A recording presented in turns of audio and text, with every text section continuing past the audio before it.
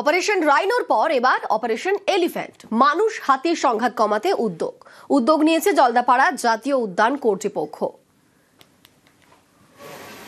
আমাদের সঙ্গে রয়েছেন প্রতিনিধি রাজকুমার। অপারেশন এলিফ্যান্টের মধ্যে কি কি সিদ্ধান্ত নেওয়া হয়েছে? দেখো, জলদাপাড়া জাতীয় উদ্যান কর্তৃপক্ষ যে অপারেশন এলিফ্যান্ট শুরু করেছে, এর মূল উদ্দেশ্য হচ্ছে মানুষ হাতি সংঘাত কমানো এবং হাতির হামলায় যে মানুষের মৃত্যু হচ্ছে এবং ফসল নষ্ট হচ্ছে সেটা কমানো। এই অপারেশন এলিফ্যান্টে কিন্তু বেশ কিছু হাতির করিডোরকে চিহ্নিত করেছে জলদাপাড়া জাতীয় উদ্যান কর্তৃপক্ষ। সেই সমস্ত এলাকায় কিন্তু বনাঞ্চলের বাইরে যে করিডোর গুলো রয়েছে, যেগুলোতে হাতি চলাচল করে, সেই সমস্ত এলাকায় সিসিটিভি, এআই প্রযুক্তিযুক্ত সিসিটিভি লাগানো হচ্ছে এবং সৌর বিদ্যুতে এই সমস্ত সিসিটিভি গুলো চলবে। শুধু তাই নয়, বিশেষ কিছু দল নামাচ্ছে জলদাপাড়া জাতীয় উদ্যান কর্তৃপক্ষ, যারা বনাঞ্চলে হাতি ঢুকলে তৎক্ষণাৎ হাতিগুলোকে যাতে তাড়িয়ে আবার বনাঞ্চলে ঢোকানো যায় সেই কাজ করবে। এবং শুধু তাই নয়, মাদারিহাটে যে AWLW অর্থাৎ যে সহকারী বন্যপ্রাণ সহায়ক যিনি আছেন, তার অফিসে খোলা হয়েছে একটি কন্ট্রোল রুম। যে কন্ট্রোল রুম থেকে এই সমস্ত বিভিন্ন এলাকায় বসানো সিসিটিভি গুলো মনিটর করা হচ্ছে, যাতে হাতির রিয়েল টাইম ইনফরমেশন পাওয়া যায়। ধন্যবাদ। 30টি সিসিটিভি ক্যামেরা লাগাচ্ছি বিভিন্ন হাতির করিডোরগুলোতে, যেখানে হাতি জঙ্গল থেকে গ্রামে বেরোচ্ছে, এবং সেটা 24/7 আমরা মনিটর করব। লাইভ ফিড আসবে আমাদের কন্ট্রোল রুমে, এবং সেই কন্ট্রোল রুমে একটি ইমার্জেন্সি নাম্বার দেওয়া হবে জনসাধারণের জন্য। তো সেই নাম্বারে যদি কেউ কল করে, সেটা অটোমেটিক্যালি আমাদের যে ডেডিকেটেড ইমার্জেন্সি নাম্বার আছে সেখানে রুটিং হয়ে যাবে, এবং তৎক্ষণাৎ আমাদের ফিল্ড টিম যেসব জায়গায় হাতি বা অন্যান্য বন্যজীব বেরিয়েছে সেখানে পৌঁছতে পারবে, যাতে কিনা মানুষ এবং বন্যজীবের সংঘাতটাকে তৎক্ষণাৎ কমানো যায়। 3টি সাইরেন আমরা গ্রামে লাগাচ্ছি, এবং যদি হাতি সেই অঞ্চলে আসে সেই সাইরেনটিকে ঝালানো হবে, যাতে গ্রামের অন্যান্য মানুষরা সতর্ক হয়ে যান। চিহ্নিত করিডোরগুলিতে যে সিসিটিভি ক্যামেরার ব্যবস্থা করা হলো, এই পর্যবেক্ষণ একটা নতুন অধ্যায়ের সূচনা করল। এতে হাতি মানুষ সংঘাতে সংখ্যাটা প্রায় শূন্যে নামিয়ে আনা সম্ভব। বন পার্শ্বস্থ যারা অধিবাসী আছেন তাদের কাছে এটা একটা আশীর্বাদ স্বরূপ বলে আশা রাখছি। এবার একটু আবহাওয়ার খবরের দিকে নজর রাখি। রাজ্যের শীতের আমেজ, পশ্চিমী হাওয়ার দাপটে নিম্নমুখী পারদ। কলকাতার তাপমাত্রা নামলো 20 ডিগ্রির নিচে। আজ কলকাতার সর্বনিম্ন তাপমাত্রা 19.2।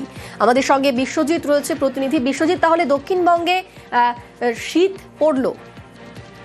না, শীত পড়লো এ কথা বলা যাবে না, শীতের আমেজ এলো এ কথা বলা যাবে। কারণ দিনের বেলা এখনো শীতের অনুভূতি সেভাবে হবে না, কারণ এখনো যে তাপমাত্রা রয়েছে 20 ডিগ্রির নিচে অবশ্যই কলকাতায় নেমেছে। তাতে রাতে এবং সকালের দিকে শীতের আমেজ আরো বেশি অনুভূত হবে, কিন্তু যত বেলা বাড়বে তত এই শীতের আমেজ উধাও হবে। দিন ও রাতে শীতের আমেজ থাকলে তবেই শীত এলো বলা যায়। এই মুহূর্তে এই শীতের আমেজটা আরো একটু বাড়বে। আগামী 2-3 দিনে আরো 2 থেকে 3 ডিগ্রি সেলসিয়াস তাপমাত্রা, অর্থাৎ আগামী সপ্তাহে, অর্থাৎ যে সপ্তাহ শুরু হলো, এই সপ্তাহের মাঝামাঝি মঙ্গল বুধবার নাগাদ তাপমাত্রা অনেকটা নামতে পারে, এমনটা অনুমান করছেন আবহাওয়া বিজ্ঞানীরা। কারণ কলকাতাতে যে 19.2 ডিগ্রি সেলসিয়াস আজ রয়েছে সর্বনিম্ন, এটা 18 ডিগ্রি বা তার কাছাকাছি চলে যেতে পারে এমন ইঙ্গিত রয়েছে। এবং পশ্চিমের জেলাগুলিতে যেটা 15 ডিগ্রির কাছে রয়েছে, সেই তাপমাত্রা 12-13 ডিগ্রি সেলসিয়াসে নেমে যেতে পারে। অর্থাৎ উত্তরবঙ্গের জন্য কি আপডেট দিচ্ছে হাওয়া অফিস? উত্তরবঙ্গেও তাপমাত্রা কমবে। উত্তরবঙ্গে দক্ষিণবঙ্গের মতোই আগামী 2-3 দিনে অন্তত 3 থেকে 4 ডিগ্রি সেলসিয়াস তাপমাত্রা নামতে পারে। তবে উত্তরবঙ্গের ক্ষেত্রে দক্ষিণবঙ্গে যেমন সকালের দিকে খুব হালকা কুয়াশার সম্ভাবনা, তেমনি উত্তরবঙ্গের ক্ষেত্রে কুয়াশাটা একটু বেশি হতে পারে। পার্বত্য এলাকায় কুয়াশা হতে পারে, আপাতত বৃষ্টির সম্ভাবনা নেই। অর্থাৎ উত্তরবঙ্গ দক্ষিণবঙ্গ দুই বঙ্গে এই তাপমাত্রা আগামী 3-4 দিনে অন্তত 2 থেকে 3 ডিগ্রি আরো কমতে পারে। ইতিমধ্যেই তাপমাত্রা স্বাভাবিকের নিচে নেমে গেছে কোথাও কোথাও।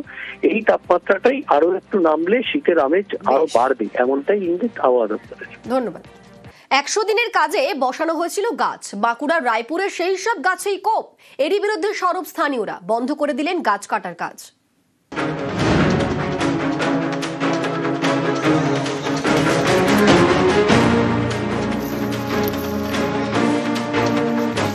সরকারি জায়গায় একের পর এক গাছে কোপ। কাটা গাছ রাখা হয়েছে ডাঁই করে।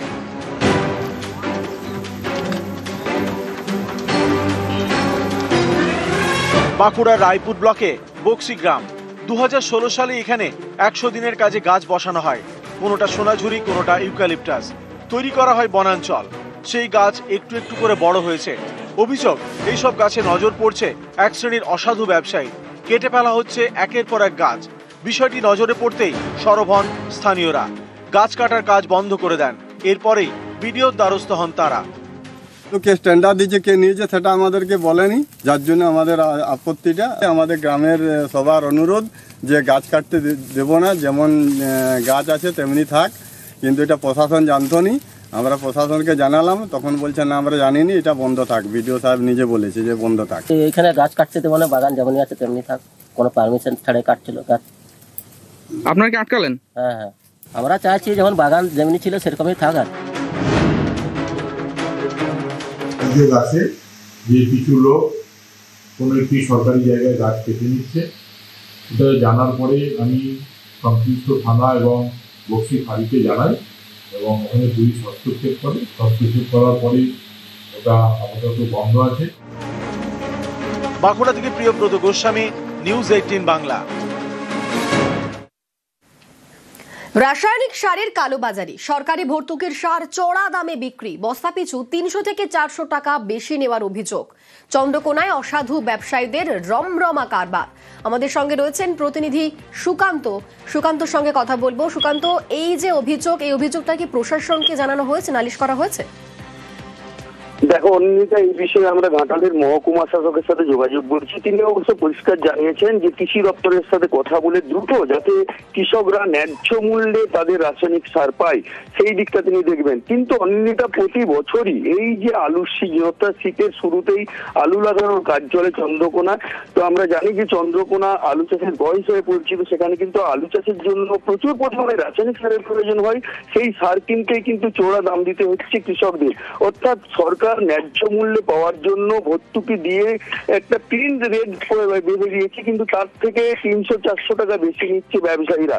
আবার ব্যবসায়ীরাও কিন্তু দাবি করছে যে তারা যে আড়তদারের কাছ থেকে মাল কিনছেন সেখানেও তাদেরকে বেশি দিয়ে কিনতে হচ্ছে। কিন্তু প্রশ্ন এখানেই যে কেন সরকারি ভর্তুকি দেওয়া রাসায়নিক সার, সেই সার বেশি দামে কিনতে হবে কৃষকদের বা ব্যবসায়ীদের? সেই নিয়ে কিন্তু প্রতি বছরই এই খবর করা হয় এবং তারপরেই প্রশাসন নড়ে চড়ে বসে এবং বেশ কয়েকটি দোকানকে তারা কিন্তু রেড অভিযান চালায়। অভিযান চালিয়ে তাদের বৈধ কাগজপত্র দেখে তাদের আইনানুগ ব্যবস্থা নেওয়া হয়। কিন্তু প্রতি বছরই আবার দেখা যায় যে এই শীতের মরশুমে, অর্থাৎ আলু চাষের সময়, তারা কিন্তু আবার সেই কালোবাজারি শুরু হয়ে যায় এবং কৃষকদের বেশি টাকা দিয়ে তাদেরকে রাসায়নিক সার কিনতে হয়। এখন কৃষকরা একটাই চাইছেন যে প্রশাসন দ্রুত ব্যবস্থা নিয়ে যাতে করে তাদের ন্যায্য মূল্যে সার কিনতে পারে সেই ব্যবস্থা করুক প্রশাসন। অনিন্দিতা, ধন্যবাদ। আমাদের কাছ থেকে তখন 1650। এইটার তো প্রিন্ট আছে আপনার 1389। এই শার্টটা কত কিনেছেন আপনি? 1650 টাকা। হ্যাঁ, পাকা বিল দিচ্ছে? পাকা বিল দেয়নি। হ্যাঁ, পাকা বিল তো আমাদেরকে দেয়নি। নবরত্ন ডিএপিটা 1650 টাকা করে নিল। দিনটা অত আর আমরা জানি, অত কি লেখাপড়া জানি আমরা? 1389। এই লোকটা 70,000 টাকার মাল নিয়ে এসছে, আমিও তো নিয়েছি 8-10 হাজার টাকার মাল, এই দাম ফেলছে। পাকা বিল দিচ্ছে? পাকা বিল দেয়নি, কাগজে দিচ্ছে।